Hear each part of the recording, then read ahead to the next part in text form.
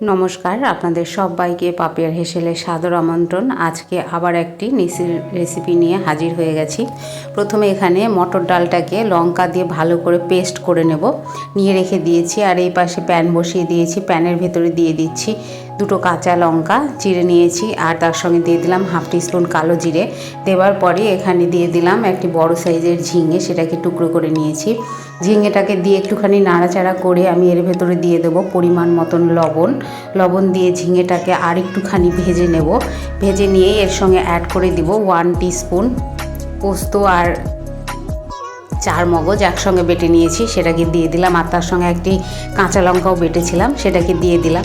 দিয়ে একটুখানি নাড়াচাড়া করে আমি এর ভেতরে পরিমাণ মতন জল দিয়ে দিচ্ছি। জলটা দিয়ে একটুখানি ফুটিয়ে নেব।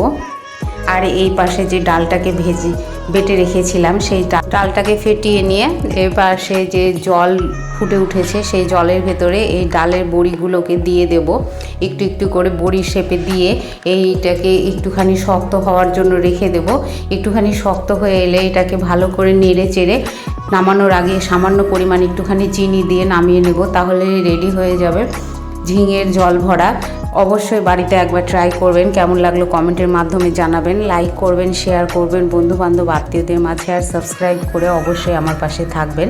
এই যে দেখুন, একদম রেডি হয়ে গেছে ঝিঙের জল ভরা। গরম গরম ভাতে দুর্দান্ত লাগে খেতে। অবশ্যই একবার ট্রাই করবেন, করে আমাকে জানাতে ভুলবেন না। সম্পূর্ণ ভিডিও দেখবার জন্য অসংখ্য ধন্যবাদ।